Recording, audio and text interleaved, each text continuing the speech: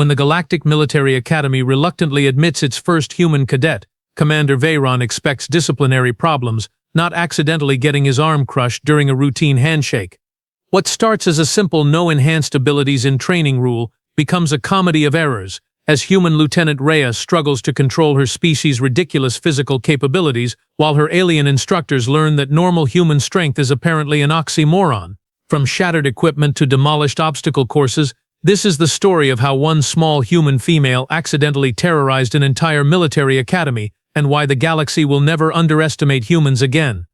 Commander Veyron stood at the observation deck of the Galactic Military Academy, his forearms crossed in what he considered his most intimidating pose. The morning sun of Kepler 442b cast long shadows across the pristine training grounds below, where hundreds of cadets from 17 different species ran through their morning exercises with mechanical precision. Perfect, orderly, exactly as it should be. The Academy had maintained its sterling reputation for 3 centuries, and not by accident. Every species that walked these halls, from the towering Zentorians to the quick-witted vegan scouts, understood one fundamental rule: no enhanced abilities during training, natural strength only, natural speed only, natural intelligence only. It was the great equalizer, the thing that separated elite military officers from common superpower-wielding thugs. "Sir," Sergeant Axel's voice crackled through the comm unit, interrupting Veyron's morning meditation on military excellence. "The new cadet has arrived." "Ah, yes, the human." Veyron's mandibles clicked in what passed for a sigh among his species. The Galactic Council had been pushing for species diversity in the officer corps for months now, and somehow that had led to this experiment. A human cadet, from that backwater planet in the Sol system where they'd barely figured out faster-than-light travel. He'd read the species file, of course. Humans, bipedal mammals, average height 5 to 6 feet, lifespan roughly 80 years, oxygen breathers, notably weak compared to most galactic species. Their home planet's gravity was laughably low at 9.8 meters per second squared. Most civilized worlds operated at 15 to 20. The humans compensated with tools and technology, which Veyron supposed was admirable in a primitive sort of way. The controversy had been brewing for weeks. General Stratus had been particularly vocal in his opposition, arguing that humans were fundamentally unsuited for military service and would lower the Academy's standards. Major Zenith had countered that every species deserved representation, though her tone suggested she wasn't entirely convinced either. Veyron had remained diplomatically neutral during the debates, but privately, he agreed with Stratus. Humans were fragile creatures from a gentle world. They'd probably struggle with the basic physical requirements, let alone the advanced combat scenarios. Still, orders were orders, and if the Council wanted a token human in the graduating class, then a token human they would get. "Send them to Conference Room 7 for orientation," Veyron commanded, straightening his ceremonial uniform. He'd give the human the standard welcome speech, explain the rules about enhanced abilities, not that it would be an issue, and get them settled into quarters. With any luck, they'd wash out during the first month of physical training, and he could file a report stating that humans simply weren't Academy material. Problem solved. The Academy's hallways gleamed with polished metal and achievement plaques from 1,000 worlds. Veyron took pride in those halls. They represented the finest military tradition in the galaxy. Every graduate had earned their place through merit, discipline, and strict adherence to the natural abilities doctrine. No shortcuts, no cheating, no relying on species-specific advantages. It was a philosophy that had produced some of the galaxy's greatest military minds. Admiral Cypher had trained in these halls, as had Fleet Commander Zethai and a dozen other legends. The Academy's motto, carved in quantum stone above the main entrance, read, "Strength through unity, victory through discipline." Veyron arrived at Conference Room 7 and activated the viewing screen, cycling through personnel files while he waited. The human's record was surprisingly clean, actually. Lieutenant Rhea Chen, age 26, graduated top of her class from the Terran Space Academy, commendations for leadership, tactical thinking, and something called restraint under pressure. Interesting. Of course, being the best on a backward planet like Earth probably meant about as much as being the fastest slug in a garden. But still, the human had apparently shown enough promise to catch the Council's attention. Perhaps this wouldn't be a complete waste of everyone's time. The door chimed, and Veyron composed himself, adopting his best stern but fair expression. Time to meet the galaxy's newest military curiosity, this fragile little creature from the light-gravity world who thought they could stand alongside the best warriors in known space. He had no idea his arm was about to be introduced to a whole new definition of natural human strength. The door slid open with its usual soft whisper, and Commander Veyron looked up from his datapad, expecting to see, well, honestly, he wasn't sure what he'd expected. Maybe something small and pale, hunched over from living under that pathetically weak sun of theirs, perhaps trembling slightly from the Academy's standard 20% higher gravity. What walked through the door was decidedly not what he'd expected. Lieutenant Rhea Chen stood exactly 5 feet 6 inches tall. He'd memorized the conversion from those bizarre feet measurements humans insisted on using, with dark hair pulled back in a regulation ponytail and brown eyes that seemed to take in everything at once. She wore a crisp Terran Space Force uniform that looked almost quaint compared to the Academy's standard-issue gear, and she moved with the fluid grace of someone completely comfortable in their own skin. "Commander Veyron, sir." She snapped to attention with textbook precision, her salute sharp enough to cut glass. "Lieutenant Rhea Chen reporting for duty." Well, at least she had manners. "At ease, Lieutenant." Veyron rose from his chair. His considerable height, 7 feet, was average for his species, casting a shadow over the human. "Welcome to the Galactic Military Academy. I trust your journey from Earth was adequate?" "Yes, sir. Very smooth, thank you for asking."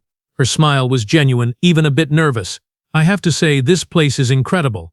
The architecture, the facilities, the other cadets. I saw a Zentorian in the corridor and nearly walked into a wall. I've never seen anyone that tall before." Veyron's mandibles twitched in what might have been amusement.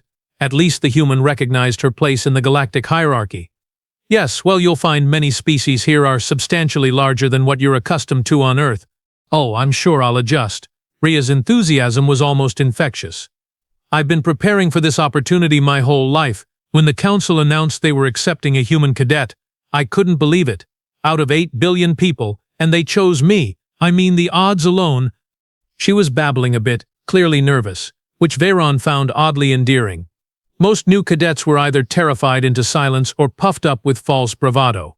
This human seemed genuinely excited to be here, despite being obviously outclassed by every other species in the Academy. "Well then," Veyron said, stepping around his desk with practiced military bearing, "let me be the first to officially welcome you to the Academy. I'm sure you'll find the experience educational." He extended his primary right arm for the traditional greeting shake, a gesture the Academy had adopted from human diplomatic protocols, ironically enough. It seemed only appropriate to welcome their first human cadet with one of their own customs. Rhea's face lit up. "Thank you so much, sir. I really appreciate." Her hand closed around his. For approximately 0.3 seconds, everything seemed normal. A firm handshake between a commanding officer and a new cadet.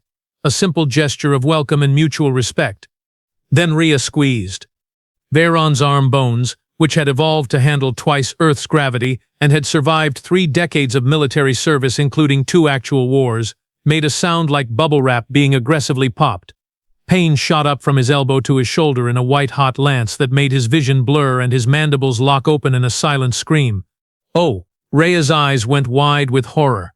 Oh no, I'm so sorry. I was trying to be gentle." She released his arm immediately, but the damage was done. Veyron staggered backward, cradling his mangled appendage against his chest while his other 3 arms flailed for balance. His office chair caught him just as his legs gave out, and he collapsed into it with a wheeze that sounded like air escaping from a punctured tire. Sir, are you okay?"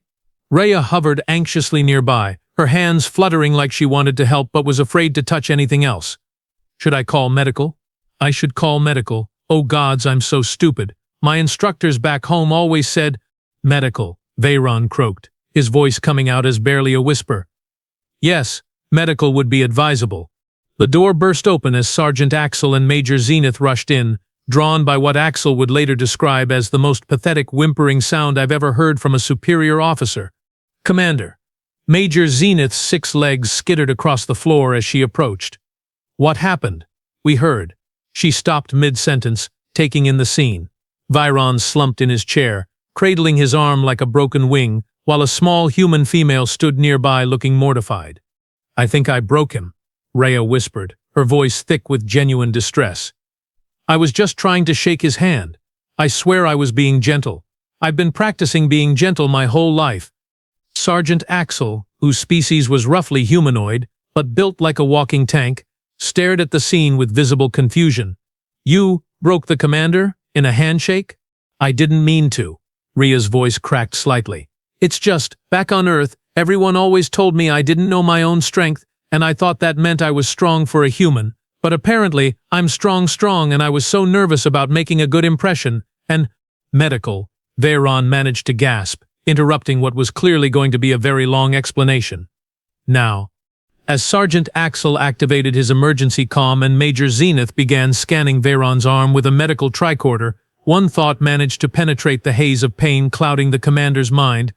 Maybe they should have read the human species file a little more carefully. Specifically the part about what natural human strength actually meant on a planet with 9.8 meters per second squared gravity. This was going to be a very long semester.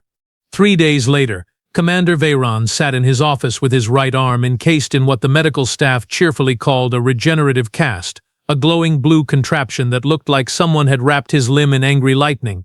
The doctors had assured him it would heal completely in 2 weeks, which was apparently record time for the kind of compound fractures usually seen in shuttle crashes.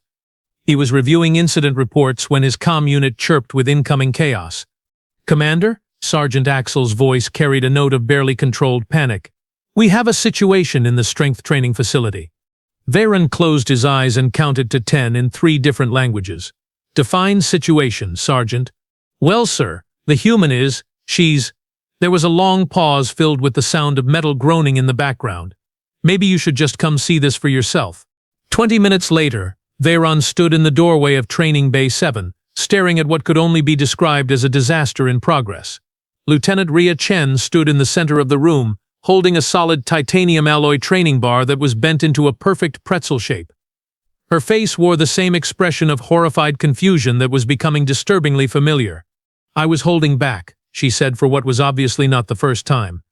I swear on my grandmother's grave I was holding back. Sergeant Axel asked me to demonstrate a basic grip strength exercise, and I barely squeezed it. Sergeant Axel, a member of the Corvin species, built like a mobile fortress and capable of bench-pressing a small spacecraft, stood nearby with the stunned expression of someone whose entire worldview had just been drop-kicked into a black hole. Sir, he said, his voice unusually subdued, I've been doing this job for 15 years. I've trained Zentorians, Rigelians, even a few Void-touched. That bar is rated for 2 tons of pressure.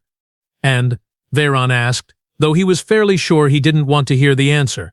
She crushed it like it was made of clay, with one hand. While apologizing, Rhea held up the mangled metal like a peace offering. I can try to bend it back, maybe if I'm extra careful this time. No, the shout came from at least 3 different instructors simultaneously. Major Zenith scuttled forward on her 6 legs, her compound eyes reflecting the overhead lights like a disco ball of concern. Perhaps we should move to the agility course instead, something less destructive? Veyron looked around the training bay and noticed for the first time that the pretzel bar wasn't the only casualty. Several pieces of exercise equipment bore suspicious dents and cracks. A weight machine designed for species 3 times human size had somehow lost all its resistance plates. They lay scattered across the floor like oversized coins. What happened to the gravitational resistance trainer? He asked, pointing at what remained of a device that had cost the Academy roughly the same as a small starship. Oh, that, Rhea said, her cheeks turning pink. I thought it was broken. It wasn't providing any resistance at all, so I tried to adjust the settings, and then there was this grinding noise, and she gestured helplessly at the smoking wreckage. Sergeant Axel cleared his throat. Sir, that machine was set to its maximum resistance, enough to challenge a full-grown Zentorian. The silence that followed was broken only by the sound of something else breaking in the distance. Right then, Major Zenith said with forced cheerfulness. Agility course it is. The agility course was the Academy's pride and joy, a 3-dimensional maze of obstacles designed to test speed, coordination, and tactical thinking. It had been built to accommodate everything from the lightning-quick vegans to the methodical but thorough Centaurian delegates. The course record was held by a vegan cadet who had completed it in 43 seconds. Lieutenant Rhea Chen destroyed it in 12. I was being careful, she insisted as they all stared at the wreckage. I saw the course record posted on the wall, and I thought, okay Rhea, 43 seconds, you can definitely do slower than that. so I tried to go really slowly. What had once been an elegant series of suspended platforms, rotating barriers, and precision-timed obstacles now looked like someone had fed it through a wood chipper. Several support beams hung at impossible angles. The automated barrier system was sparking and making sounds like a dying robot, and there was a Rhea-shaped hole punched clean through 3 separate walls. The walls were supposed to move out of the way, she continued, her voice getting smaller with each word. But they weren't moving fast enough, and I didn't want to slow down too much, because that would make my time even worse, so I just went through them. Major Zenith was frantically tapping notes into her datapad. Structural integrity compromised on levels 7 through 12. Main support beam, oh dear, main support beam appears to have been snapped in half. This is going to require a complete rebuild. Captain Orion's voice crackled through the comm system. Folks, we're getting some concerning readings from the gravity generators. Did someone just run through the agility course? Define run, Veyron said weakly. Well, our sensors are showing localized gravitational distortions consistent with something moving at roughly, let me double-check this, yes, roughly 60 kilometers per hour, through solid matter. Rhea raised her hand tentatively. Is that bad? Lieutenant, Veyron said, his voice carefully controlled. What exactly did your instructors on Earth mean when they said you didn't know your own strength? Oh, you know, the usual stuff. Rhea's nervous laugh echoed strangely in the damaged training bay. Breaking doorknobs, cracking sidewalks when I walked too enthusiastically, accidentally launching volleyballs into low orbit during gym class, normal human teenager problems. The assembled alien instructors exchanged looks that ranged from bewildered to quietly terrified. Normal, Major Zenith repeated slowly. Human teenager, Sergeant Axel added, his voice hollow. Problems, Captain Orion finished through the comm, sounding like he was having an existential crisis. Veyron's good arm was starting to develop a sympathetic ache just from watching this conversation. Lieutenant, exactly how hard were you trying during these exercises? Rhea bit her lip, a gesture that was probably meant to be endearing but now seemed vaguely ominous. Maybe 10%, 15% at most? I've been working really hard on restraint ever since the council accepted my application. My therapist back home said I needed to practice proportional responses and environmental awareness. 10%, Veyron repeated. Well, maybe 20 for the agility course. I got excited. Somewhere in the distance, another piece of equipment made a sound like a dying whale and collapsed. This wasn't just going to be a long semester.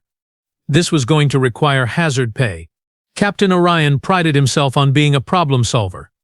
In his 20-year career as the Academy's chief logistics officer, he had successfully equipped training facilities for species ranging from the microscopic quantum dancers to the mountain-sized Titan collective representatives. When Commander Veyron limped into his office, the regenerative cast on his arm now accompanied by a matching one on his left leg from what was being called the doorway incident, Orion was confident he could handle one small human. I need equipment, Veyron said, without preamble, that can survive Lieutenant Chen. Understood, sir. I've already ordered reinforced titanium carbide composite training bars. They're rated for 50 tons of pressure and designed to withstand direct impacts from military-grade plasma weapons. Veyron's mandibles clicked approvingly. Excellent. What about the agility course? Completely rebuilt using neutronium-reinforced supports and force field barriers instead of physical walls. Nothing short of a starship-grade particle beam should be able to penetrate them. And the restraint protocols? Captain Orion's chest puffed with professional pride. That's the brilliant part. I've designed a series of graduated restraints to help the lieutenant control her enthusiasm, magnetic dampening fields, inertial suppressors, even gravitational multipliers to simulate her home environment. We'll start her at 1% output and gradually work up to safe levels. 3 days later, Captain Orion stood in the ruins of Training Bay 12, staring at what had once been 50 tons of reinforced equipment and was now abstract art. Lieutenant Chen sat in the center of the destruction, still wearing the smoking remains of his indestructible restraint system, looking like a child who had accidentally broken her favorite toy. I'm sorry, she said for the 14th time. I thought I was being extra gentle this time. I even counted to 10 before each rep like you suggested. The neutronium training bar had been twisted into a shape that defied several laws of physics. The force field barriers had simply vanished. Orion's instruments couldn't even detect what had happened to them, They were just gone as if they had never existed. "Captain," Lieutenant Nova's voice came through his comm unit. "We have another problem. The gravitational multipliers you installed? They're all reading 0 output." Orion's eye twitched. "Define means 0 output." As in, they appear to have been reduced to their component atoms. Also, there's a small crater where Training Station 7 used to be. Lieutenant Rhea raised her hand tentatively. "That might be my fault. I tried to do jumping jacks, but the gravity felt weird, so I pushed a little harder to compensate, and then there was this popping sound, and—" "You destroyed gravity generators," Orion said slowly. "Gravity generators that were designed to increase local gravitational force by a factor of 10. Is that impressive? I honestly can't tell anymore." Before Orion could answer, the training bay doors burst open and Major Kale stumbled in, his uniform smoking and his normally perfect hair standing at odd angles. As the Academy's combat instructor, he was built like a walking arsenal and had never met a fight he couldn't win. "Sir," he wheezed, "I need to formally request that hand-to-hand combat training be postponed indefinitely." "What happened to you?" Veyron demanded. "Light sparring session." The lieutenant insisted she could pull her punches. Major Kale gestured weakly at his singed uniform. "She tapped me on the shoulder. Apparently her definition of tap includes enough force to launch me through 3 bulkheads." Rhea's face crumpled. "You said to demonstrate a basic defensive maneuver. I barely touched you." "My ribs would like to disagree with your definition of barely," Kale groaned.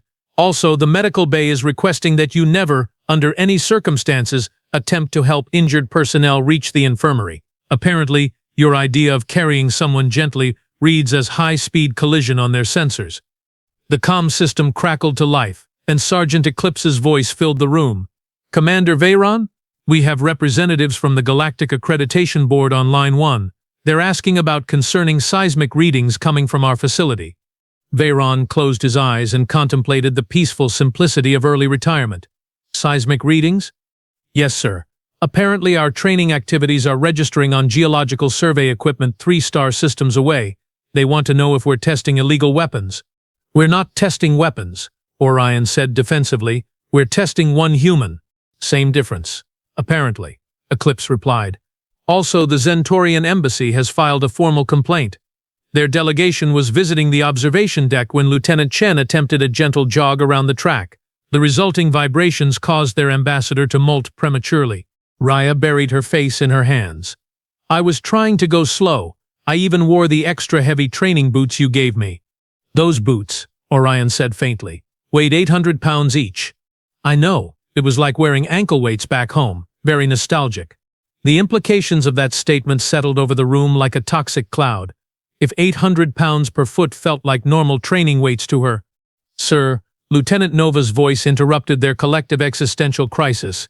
"I'm also getting reports from the mess hall. Apparently Lieutenant Chen's attempt to lightly butter her toast resulted in the bread being launched into the ventilation system at high velocity. They're asking if she could possibly eat only pre-prepared meals going forward. And the dormitory supervisor wants to discuss appropriate door-opening techniques," Sergeant Eclipse added. "Apparently the lieutenant's method of gently pushing doors results in them being embedded in the opposite wall." Veyron looked around at his assembled staff. Captain Orion with his smoking instruments, Major Kale propped against a wall and whimpering softly, and the general air of barely controlled panic that now permeated every conversation about their human cadet. "How," he asked the universe in general, "is this one small human causing more structural damage than our annual full-contact combat tournament?" "Oh," Rhea perked up hopefully. "Speaking of tournaments, when do I get to participate in those? I've been really looking forward to some proper competition." The silence that followed was so profound that they could hear the Academy's main structural supports groaning ominously in the distance. Somewhere in his office, Commander Veyron's stress medication began calling to him like a siren song. This wasn't just a training problem anymore. This was a disaster of galactic proportions, and it was wearing a cheerful smile and asking about snack time.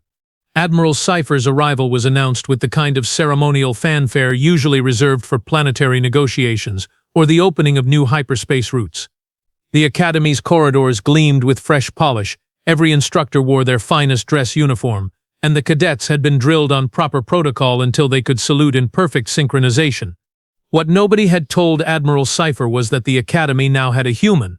Magnificent facility, Commander Veyron, the Admiral declared as they walked through the main corridor, his 12 decorations catching the light like a portable constellation. I trust this inspection will demonstrate the same excellence that has made this academy the finest military institution in the galaxy. Absolutely, sir, Veyron replied, trying to ignore the way his regenerative casts itched. We've prepared a full demonstration of our training protocols, including combat simulations with our most unique cadet. Excellent. I do enjoy seeing young warriors push themselves to their limits.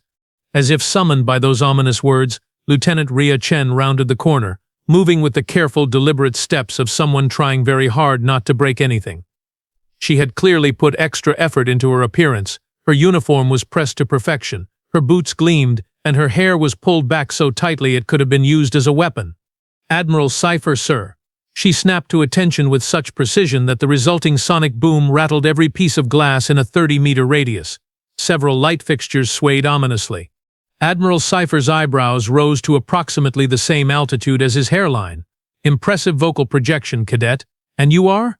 Lieutenant Ria Chen, sir, representing the Terran delegation. Her enthusiasm was so genuine it was almost painful to watch. I've been working extra hard to make sure everything goes perfectly for your inspection. Veyron felt his left eye begin to twitch.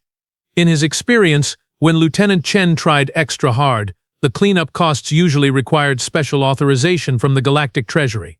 Well then, Admiral Sci-Fi said with the kind of smile that suggested he had no idea what he was walking into, let's see what you can do. The combat simulation chamber was the Academy's crown jewel, a holographic environment capable of recreating any battlefield scenario from the past 1,000 years. It had hosted training exercises for elite units, diplomatic demonstrations for foreign dignitaries, and graduation trials that had become the stuff of legend. What it had never hosted was a human trying to be gentle. The scenario is simple, Major Zenith explained as they gathered in the observation deck. Urban combat simulation, 3 hostile targets, non-lethal takedown required, standard operating procedure for peacekeeping forces. Admiral Sci-Fi nodded approvingly. And the cadet will be using standard Academy equipment, I assume? Of course, sir, Veyron said, though privately he was wondering if they should have installed an escape pod in the observation deck. Below, Ria stood in the center of the simulation chamber, flexing her fingers nervously. Okay, Ria, she muttered to herself, you've been practicing this. Gentle, controlled. Think butterfly kisses, not whatever it is you usually do. The simulation began with the soft hum of the holographic projectors. 3 hostile targets materialized, advanced training androids designed to challenge even veteran Zentorian warriors. They were fast, heavily armed, and programmed with combat algorithms that had taken decades to perfect. They lasted approximately 4 seconds. What just happened? Admiral Sci-Fi asked, staring at the empty chamber where moments before there had been 3 state-of-the-art training androids. I think Lieutenant Chen completed the exercise, Major Zenith said, her voice hollow with disbelief. But where are the targets? Captain Orion consulted his instruments with the air of someone who had given up on the universe making sense. According to our sensors, they appear to have been compressed into a small metallic sphere approximately 2 centimeters in diameter. In the chamber below, Ria held up the sphere with obvious distress. I was trying to use sleeper holds. You know, like they taught us in basic training. I thought I was being super gentle. She compressed 3 combat androids into a sphere, Admiral Sci-Fi repeated slowly. While attempting to be gentle, Veyron confirmed, using sleeper holds. Standard Terran pacification techniques, apparently. Admiral Sci-Fi opened his mouth, closed it, and then opened it again. No sound emerged. Perhaps, Major Zenith suggested desperately, we could demonstrate the team combat exercises. Lieutenant Chen has been very eager to spar with her fellow cadets. Which was how, 20 minutes later, they found themselves watching Lieutenant Chen face off against a carefully selected team of the Academy's finest cadets. Cadet Thorn, a Zentorian built like a mobile fortification, Cadet Ziden, a quick-strike specialist from the vegan colonies, and Cadet Vexor, a Rigelian tactical genius whose species had never lost a recorded battle.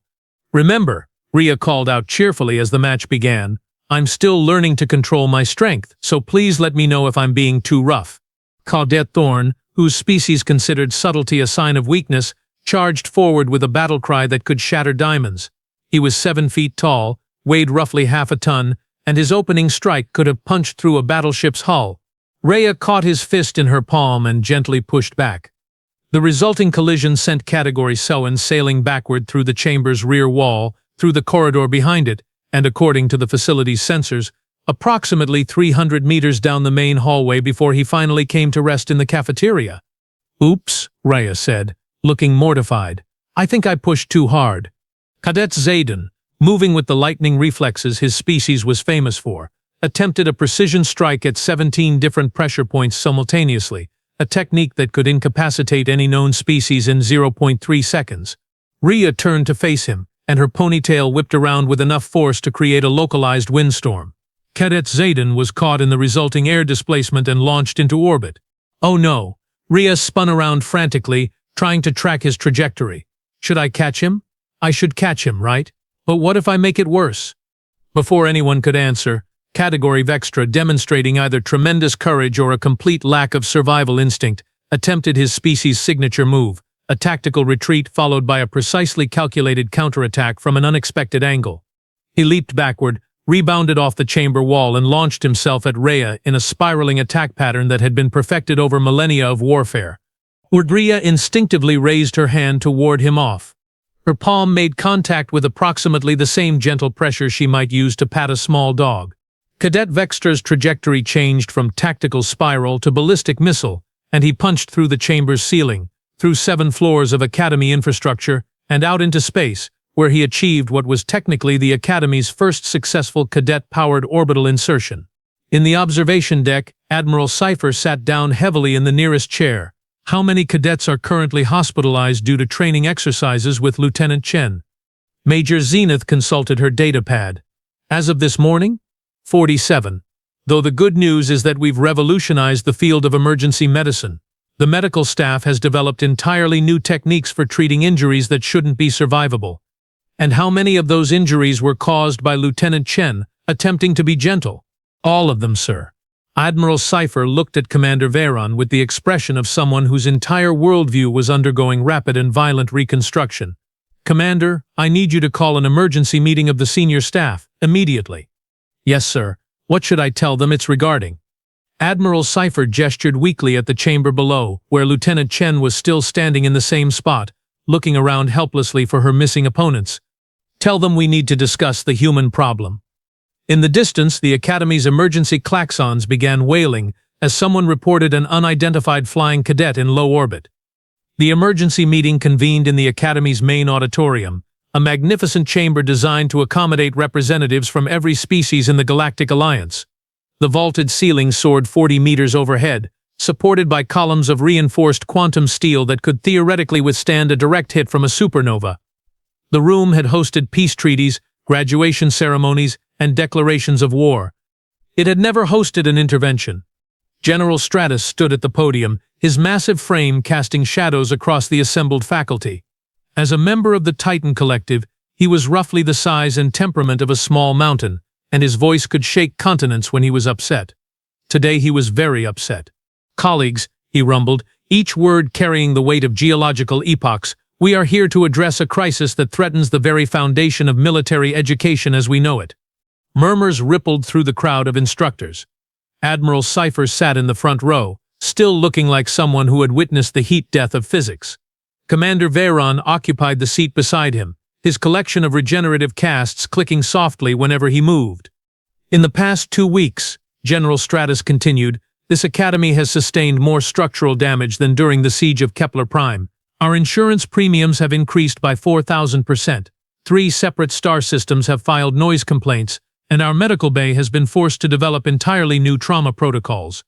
Captain Orion raised his hand tentatively. To be fair, sir, those new protocols have revolutionized emergency medicine across the galaxy. That is not the point. Stratus's roar caused several ceiling tiles to rain down on the assembly. The point is that one small human has turned our institution into a disaster zone. As if summoned by the discussion, the auditorium doors opened, and Lieutenant Rhea Chen stepped inside. She moved with the exaggerated care of someone carrying a nuclear warhead through a crystal shop, each footstep placed with painful precision. Her face bore the expression of someone who had spent the last 2 weeks apologizing for her own existence.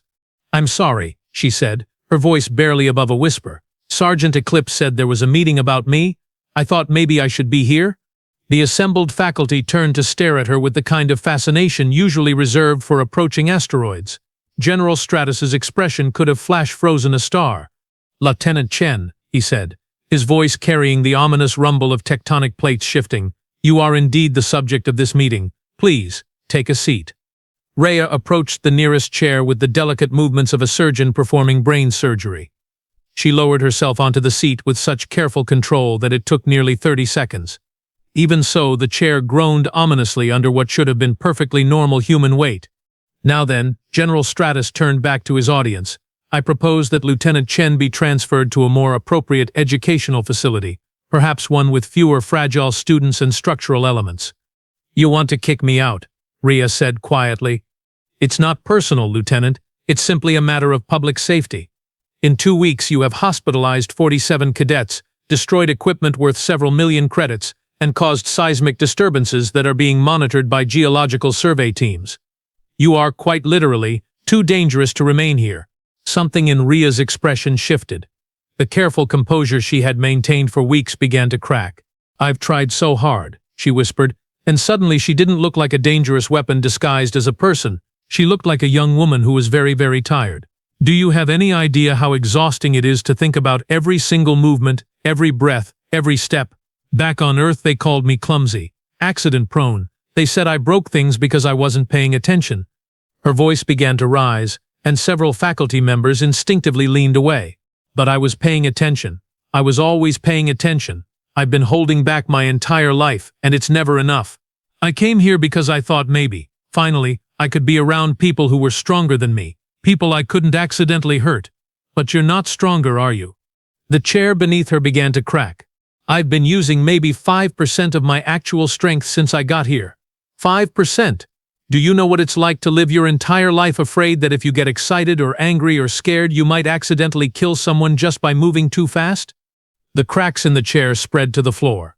"I wanted to belong somewhere. I wanted to be normal. But I'm not normal, am I? I'm not normal by Earth standards. And I'm definitely not normal by yours. And I'm just so tired of pretending that I'm not exactly what you're all afraid I am." Rhea's hands clenched into fists, and the careful control she had maintained for 26 years finally snapped. The resulting shockwave started from her chair and spread outward like ripples in a pond. The quantum steel columns, those theoretical supernova-resistant pillars, developed hairline fractures that spread upward like lightning. The reinforced floor buckled and warped. The auditorium's atmospheric processors shut down with emergency klaxons as the very air around Rhea became compressed into visible distortions. And she was still sitting, perfectly still. "Oh no," she whispered, her eyes going wide with horror as she realized what was happening. Oh no, I'm losing it. I can't." "Lieutenant," Admiral Sci-Fi said, his voice cutting through the chaos with remarkable calm. "What did you mean when you said 5%? Rhea looked at him with tears streaming down her face, her careful emotional barriers completely destroyed. "I mean I've been holding back since I was 6 years old. I mean that when I was 12 I accidentally jumped over a 3-story building because I was late for school. I mean that normal gravity on Earth feels like I'm moving through molasses, and your Academy's enhanced gravity feels like a light breeze." The auditorium fell silent except for the sound of structural supports groaning ominously. "I mean," Rhea continued, her voice breaking, "that if I ever actually tried, if I ever used even half of what I can really do, I could probably crack a planet's crust just by jumping too hard." General Stratus sat down heavily in his chair, which immediately collapsed under his weight. For once it wasn't Rhea's fault. 5%, Commander Veyron repeated faintly. "Of a species that considers 3-story buildings an appropriate response to being late for school," Major Zenith added. "While living under gravity that feels like molasses," Captain Orion whispered. The implications settled over the assembled faculty like a toxic fog. If Rhea had been holding back to this degree, if this level of destruction represented her trying to be gentle, what exactly had they invited into their academy? And more importantly, what would happen if she ever stopped holding back? 6 months later, Commander Veyron stood in his newly reinforced office, walls lined with neutronium plating, furniture bolted to quantum steel foundations, and emergency escape pods discreetly installed in every corner, reviewing the Academy's transformation with something approaching pride. The institution now bore little resemblance to its former self. What had once been elegant corridors of polished metal were now reinforced tunnels that could theoretically survive a direct meteor impact. The training facilities looked less like athletic centers and more like bomb testing ranges, and every single piece of equipment came with a warning label that read, "Caution, not suitable for use by unrestrained humans."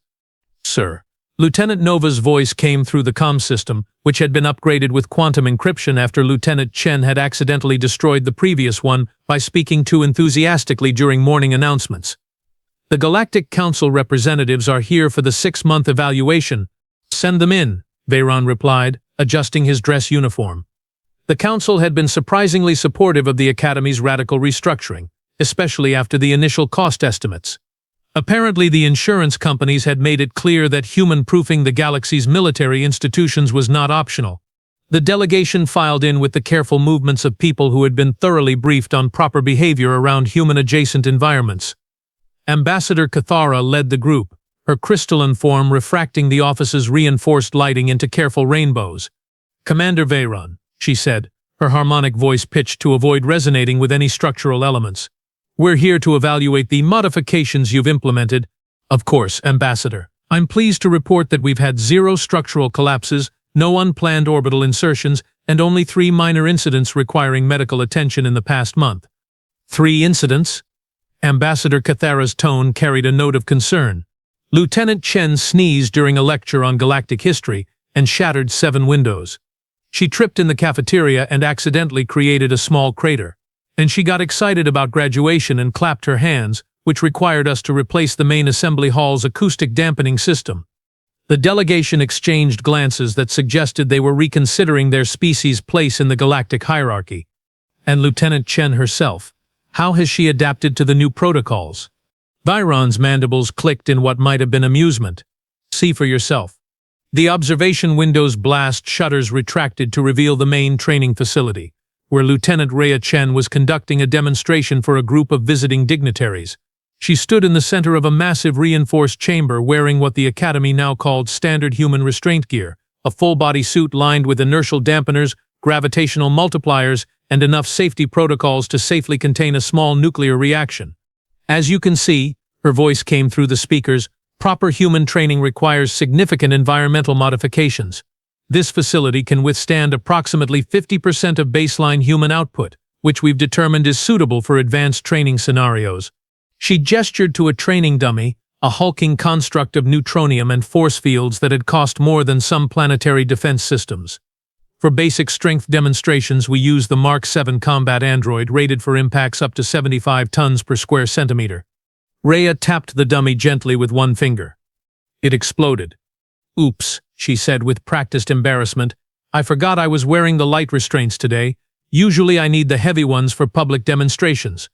The visiting dignitaries, a collection of military representatives from the Regelian Fleet Command, took several large steps backward. "As you can see," Rhea continued cheerfully, "humans require special consideration in military applications. The Academy has developed comprehensive protocols for integrating human personnel into existing command structures, including proper distance requirements, structural reinforcement guidelines, and emergency evacuation procedures." Ambassador Cathara turned to Veyron with obvious bewilderment. "She's become an instructor?" Reluctantly, Veyron confirmed. "Lieutenant Chen is now our primary consultant on human capabilities and safety protocols. Her insights have proven invaluable in preparing the galaxy for future human integration." Through the window, they watched as Rhea began her next demonstration. "Now for mobility exercises, please observe proper human walking techniques when environmental restraints are functioning correctly." She took a single step forward. The reinforced floor developed a network of stress fractures radiating outward from her foot like a spider web. "Normal," she said with a sigh. "This is what we call normal human locomotion under controlled conditions. You can see why standard Academy infrastructure was insufficient for our needs." The Regelian representatives were frantically taking notes, their expressions suggesting they were reconsidering their entire approach to planetary defense. "The real breakthrough," Rhea continued, "came when we stopped trying to make humans fit existing standards and started designing standards around human capabilities. The new graduation requirements, for example, no longer focus on individual achievement, but on team coordination and environmental awareness. Environmental awareness? One of the Regelians asked weakly. Oh yes, it's amazing how much more careful you become when you realize that getting startled might accidentally launch your commanding officer into orbit. I've become very good at controlling my reflexes. As if to demonstrate, a maintenance drone chose that moment to malfunction and crashed directly toward Ria's head. Without thinking, she reached up and caught it. The drone crumpled like paper in her grip, but she managed to stop her movement before the resulting impact crater extended beyond the designated safety zone. See, she said brightly, 6 months ago that would have taken out half the facility. Now it's just a minor equipment replacement. Ambassador Cathara turned to Veyron with something approaching awe. Commander, you've essentially redesigned military education around the capabilities of a single species. Not just military education, Veyron corrected. The new human integration protocols are being implemented across the galaxy. Architecture, transportation, recreational facilities, everything is being upgraded to human-safe standards. And this is working.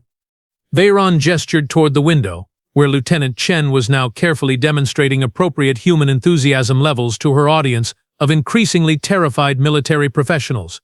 Ambassador, he said, with the weary wisdom of someone who had learned to sleep in reinforced bunkers, 6 months ago, I thought humans were just another weak species that needed protection. Now I realize that humans don't need protection from the galaxy. He paused, watching as Rhea accidentally vaporized another training dummy while trying to pat it gently. The galaxy needs protection from humans. Outside, the Academy's new motto gleamed in letters of reinforced titanium above the main entrance. Strength through unity, victory through survival, and always check if your student is human first. It wasn't as catchy as the old motto, but it was significantly more practical. And in the distance, construction crews worked around the clock on the galaxy's first human-rated military academy, designed from the ground up to withstand the terrifying natural capabilities of humanity's finest. After all, if Lieutenant Chen was what humans considered normal, the galaxy was going to need much bigger buildings,